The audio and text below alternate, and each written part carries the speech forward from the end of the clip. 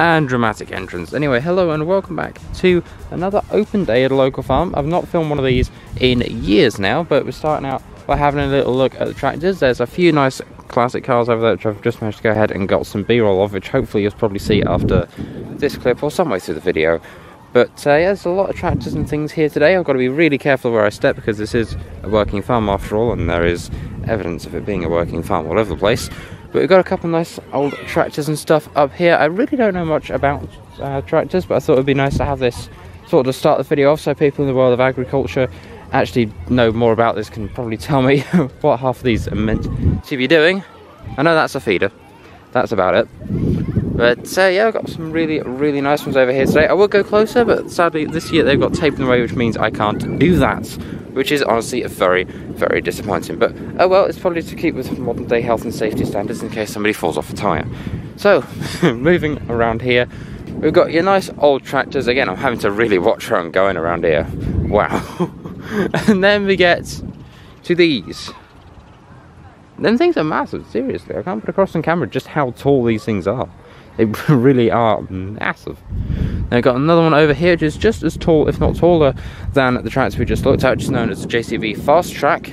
And then over here, I've got to step back a little for this one. There we go.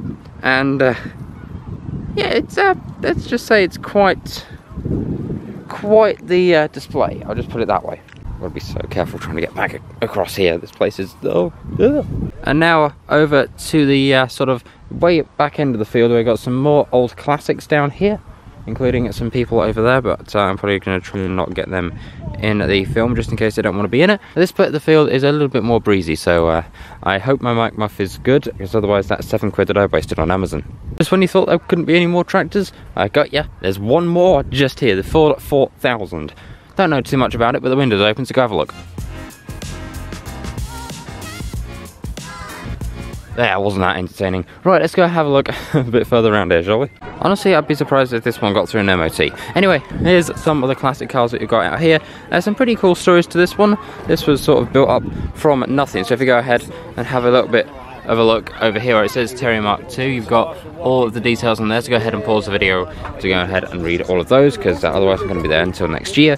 But we've got a pretty cool looking engine down here. It's a 4-speed manual box, which is actually pretty cool, not gonna lie. And apparently this thing has been named after a dog. It's called the Terrier. Next to it, we've got a classic British MG, which is, again, a really nice car. I don't know too much about MG engines, so if anybody in the comments wants to let me know a little bit more about this, that would be very much appreciated. But there's a lot of space here to work with, so, you know, turbo powered, supercharged, you could do something with that. But honestly, in that condition, I like it. And then down here is a fun little build. This is the Singer Senior, which is a 2-seater from 1927, built up from, as you can see, practically nothing all the way up to this, which is really cool to see what just some sheer willpower can do to build up something like this, because it looks absolutely fantastic to be built up from nothing but a pair of rusted chassis rails. And going to the next one, we have got a Land Rover, so again, go ahead, have a look inside.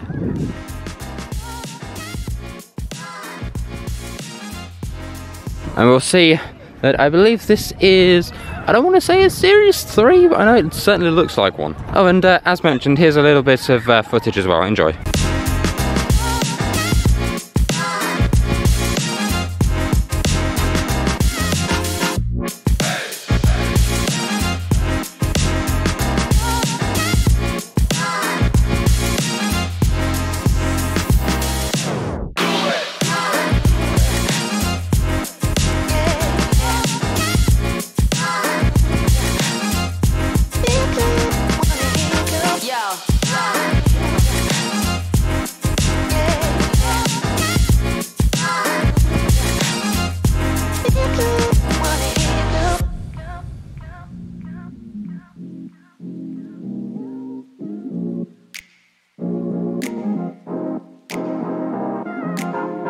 So a fun little bit is the local police also have one of their cars on displays for everybody to go ahead and have a look at. So there we go, that is the inside of what you can see on a local police car, which is actually really cool to see in person. I love the fact they put these on display. And from one emergency services car to the next, over here we have got the Lives Emergency Response car, which is a bi-turbo Ford Ranger. And yeah, it's pretty speedy, I'm just going to give it that. Just certainly going to give it that, because as we can see, if you have a look on the inside here, got You can go up to at least 70 odd mile an hour, which is pretty cool. And it is apparently the wild track edition of the Ford Ranger, and to be honest, it looks pretty cool. You definitely cannot fail to see that one coming. Over here it starts to get a little bit more chaotic, but I just have to show you this fantastic old bus just here. This is from the Chesterfield Corporation Transport, and actually resides at a garage not too far away from me, which is pretty cool. So I get to see this thing every single day. And as we go up into here, you get to go ahead and have a look at the inside, which goes on for quite a fair way. Another interesting thing about the event here is they have a whole heap of trade stores. Now obviously it would take me an absolute age to try and get around each and every single one of them, so here's the majority of them just there, and there's a few just a bit further down as well, but that is the majority of trade stores. There's quite a few, and over here is usually where there's a tractor, but it seems to be halfway out on field at the moment. And then there's this massive mountain of tyres. I'm sure this must get tiring to add to. I'm not sorry for that pun. Well, I just managed to speak to the brother of the person who owns this car, and apparently it is not an M3 like I first thought, because apparently they're only in left-hand drive, and these down here, genuine German BBS 3-piece rims, which look really, really cool. This is an E325i convertible. Very, very nice indeed, with a 5-speed manual, and I believe the guy said it was a straight 6 engine, which is beautiful. Absolutely fantastic. Right, let's go ahead and have a look at the rest of the show.